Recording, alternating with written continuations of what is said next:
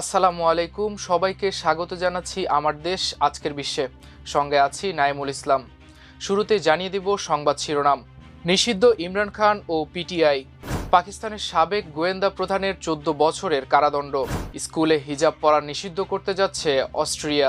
নাগরিকদের অপমানের প্রতিবাদে 3 ইসরায়েলিকে বহিষ্কার করল ঘানা। সৌদি আরবে ভারী বর্ষণ, বন্যার সতর্কতা। $10 লাখ চালু হলো ট্রাম্পের গোল্ড কার্ড ভিসা। চীন ভারতের পণ্যে 50% পর্যন্ত শুল্ক বৃদ্ধির অনুমোদন দিল মেক্সিকো। দর্শক, এতক্ষণ শুনছিলেন শিরোনাম, এবার জানিয়ে দিচ্ছি বিস্তারিত। পাকিস্তানের শাসক দল PMLN ও বিরোধী দল পাকিস্তানের তেহরিকি ইনসাফ PTI এর চলমান রাজনৈতিক উত্তেজনার মধ্যে কারাবন্দী সাবেক প্রধানমন্ত্রী ইমরান খান ও তার দলের উপর নিষেধাজ্ঞা আরোপের দাবি জানিয়ে মঙ্গলবার একটি প্রস্তাব পাশ করেছে পাঞ্জাব অ্যাসেম্বলি। প্রস্তাবে তার দল PTI-কে রাষ্ট্রবিরোধী আখ্যা দিয়ে নিষিদ্ধ করার আহ্বান জানানো হয়। সম্প্রতি দেশটির আন্তঃবাহিনীর জনসংযোগ অধিদপ্তর ISPR এর মহাপরিচালক লেফটেন্যান্ট জেনারেল আহমেদ শরীফ চৌধুরীর নাম উচ্চারণ না করে ইমরান খানের বিরুদ্ধে সেনাবাহিনীর বয়ান তৈরির অভিযোগ তুলেছিলেন। তিনি বলেন, এ ধরনের প্রচারণা রাজনীতির সীমা ছাড়িয়ে গিয়ে জাতীয় নিরাপত্তা হুমকিতে পরিণত হয়েছে। এর থেকে দুই পক্ষের মধ্যে তীব্র বাকযুদ্ধ চলে। প্রস্তাবে বলা হয়, পাকিস্তানকে সুরক্ষা রাখতে গুরুত্বপূর্ণ ভূমিকা রাখা প্রতিষ্ঠানগুলো যারা ভারতের মতো শক্তিশালী প্রতিপক্ষের মোকাবেলায় সফল, তাদের বিরুদ্ধে অপপ্রচার, রাষ্ট্রবিরোধী কর্মকাণ্ড।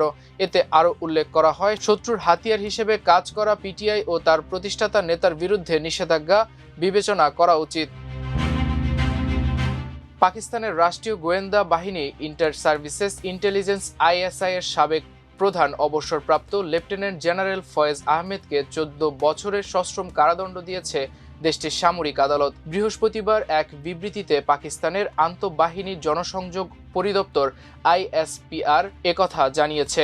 ISPR জানায়, পাকিস্তান সেনাবাহিনীর আইন অনুসারে ফয়েজ আহমেদের বিরুদ্ধে 15 মাসেরও বেশি সময় ধরে সামরিক আদালতে বিচারিক প্রক্রিয়া শেষে এই রায় ঘোষণা করা হয়েছে। বিবৃতিতে বলা হয়, রাজনৈতিক কর্মকাণ্ডে জড়িত থাকা, সরকারি গোপনীয়তা আইন লঙ্ঘন, রাষ্ট্রের নিরাপত্তা ও স্বার্থকে বিপন্ন করা, ক্ষমতা ও সরকারি সম্পদের অপব্যবহার এবং নিজের ক্ষমতা ও রাষ্ট্রীয় সম্পদ অপব্যবহারের মাধ্যমে জনগণের ক্ষতি সাধন করার মতো 4টি অভিযোগে তার বিচার করা হয়। এতে আরও বলা হয়, দীর্ঘ আইনি প্রক্রিয়ার পর অভিযুক্তকে সকল অভিযোগে দোষী সাব্যস্ত করা হয়েছে এবং আদালত তাকে 14 বছরের সশ্রম কারাদণ্ড দিয়েছে। ক্ষমতার অপব্যবহার এবং সেনা আইন লঙ্ঘনের অভিযোগে 2024 সালের আগস্টে সাবেক এই গোয়েন্দা প্রধানকে হেফাজতে নেয় সেনাবাহিনী। অস্ট্রেলিয়ায় 14 বছর বয়সী মেয়েদের স্কুলের হিজাব পরা নিষিদ্ধ করে দেশটির আইন প্রণেতাদের একটি আইন অনুমোদন করবেন বলে ধারণা করা হচ্ছে। তবে অধিকার গোষ্ঠী এর সমালোচনা করে বলছেন, এই পদক্ষেপে বৈষম্যমূলক এবং সামাজিক বিভাজনের আরও গভীর করতে পারে।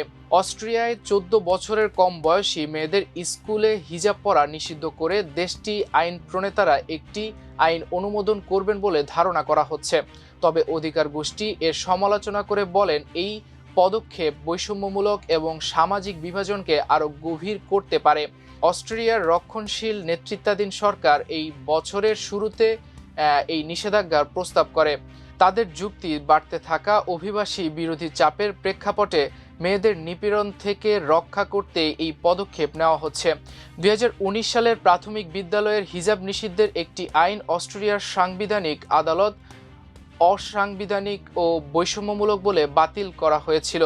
তবে সরকার বলছে, এবার তাদের প্রস্তাবিত আইনের সাংবিধানিক ভিত্তি আরও শক্তিশালী। প্রস্তাবিত আইন অনুযায়ী 14 বছরের নিচে মেয়েদের ইসলামিক রীতি অনুযায়ী হিজাব, বোরকা পরে বা এ ধরনের যে কোনো পর্দা করে স্কুলে আসা নিষিদ্ধ করা হবে। আইন পাশ হলে আগামী সেপ্টেম্বর থেকে এটি কার্যকর হতে পারে। ফেব্রুয়ারি থেকে শিক্ষক, অভিভাবক এবং শিক্ষার্থীদের নতুন নিয়ম ব্যাখ্যা করে একটি পরিচিতি পর্ব চালু করা হবে। সেগুলো লঙ্ঘন করলে কোনো শাস্তি দেওয়া হবে না।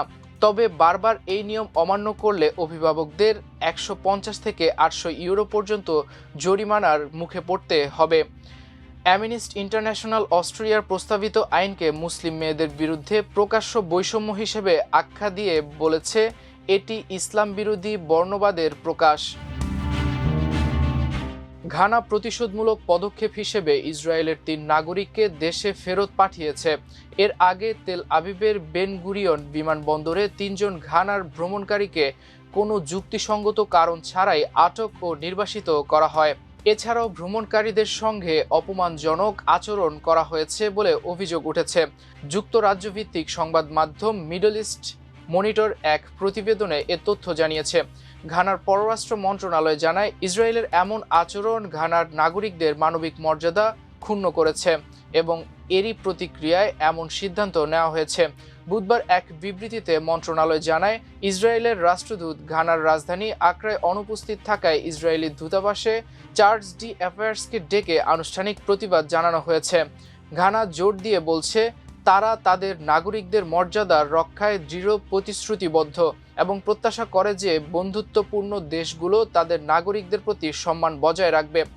ঘানার অভিযোগ, রবিবার থেকে বেন গুরিয়ন বিমানবন্দরে তাদের নাগরিকদের উদ্দেশ্য প্রণোদিতভাবে লক্ষ্যবস্তু করা হচ্ছে।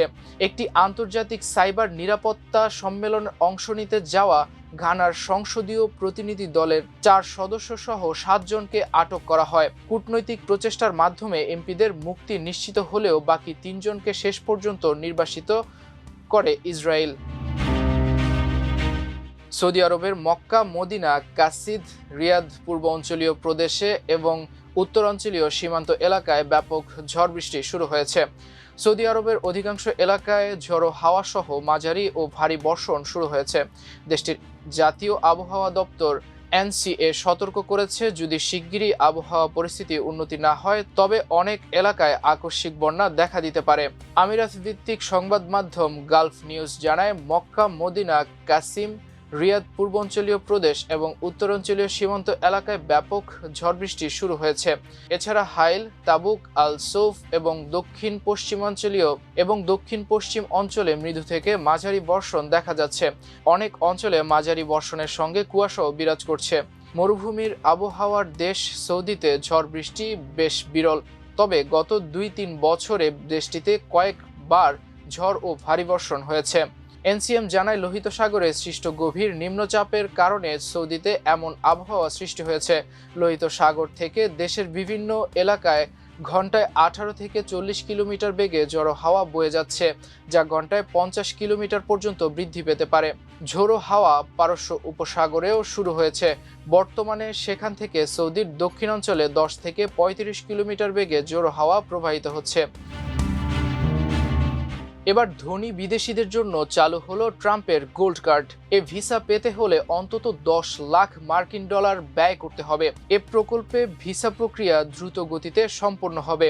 গতকাল বুধবার সামাজিক যোগাযোগ মাধ্যমে এক পোস্টে ট্রাম্প নিজেই এ খবর দেন। ট্রাম্প লিখেছেন, সব যোগ্য ও যাচাইকৃত ব্যক্তিদের জন্য এই কার্ড সরাসরি নাগরিকত্বের পথ উন্মুক্ত করবে। আমাদের মহান আমেরিকান কোম্পানিগুলোর অবশেষে তাদের অমূল্য প্রতিভা ধরে রাখতে পারবে। চলতি বছরের শুরুর দিকে ট্রাম্প তার প্রথম দ্য ট্রাম্প গোল্ড কার্ড প্রকল্পের ঘোষণা দেন। প্রকল্পের অফিসিয়াল ওয়েবসাইটেও বলা আছে, যুক্তরাষ্ট্রের এই ভিসা সেসব ব্যক্তিকে দেওয়া হবে যারা প্রমাণ করতে পারবেন যে তারা এ দেশকে উল্লেখযোগ্য সুবিধা দিতে পারবেন। প্রকল্পের অফিসিয়াল ওয়েবসাইটে আরও বলা আছে, গোল্ড কার্ড স্কিম রেকর্ড সময়ের মধ্যে যুক্তরাষ্ট্রে স্থানীয়ভাবে বসবাসের সুযোগ করে দেবে, তবে এর জন্য $১০ লাখ ফি দিতে হবে এবং এটি এই প্রমাণ হিসেবে ধরা হবে ওই ব্যক্তি যুক্তরাষ্ট্রের উল্লেখযোগ্যভাবে সুবিধা দেবেন। কোনো কোম্পানি যদি তাদের কর্মী হয়ে এ ফি দেন তবে দিতে হবে $২০ লাখ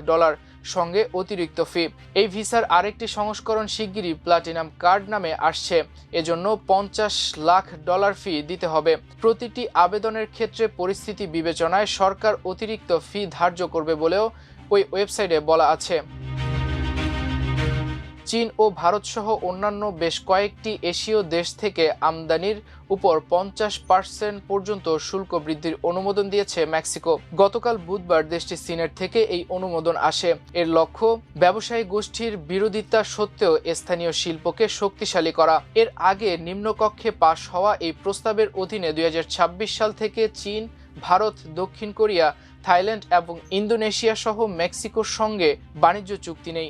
এমন দেশগুলো থেকে আসা অটো পার্টস, টেক্সটাইল, পোশাক, প্লাস্টিক এবং স্টিলের মতো নির্দিষ্ট পণ্যের উপর সর্বোচ্চ 50% পর্যন্ত নতুন শুল্ক বৃদ্ধি বা আরোপ করা হবে। বেশিরভাগ পণ্যের উপর 35% পর্যন্ত শুল্ক আরোপ করা হবে। সিনেটে প্রস্তাবের পক্ষে 76টি, বিপক্ষে 5টি ভোট পড়ে এবং 35 জন ভোটদানে বিরত ছিলেন। অনুমোদিত বিলটি সম্প্রতি নিম্নকক্ষে আটকে থাকা বিলের তুলনায় নমনীয়।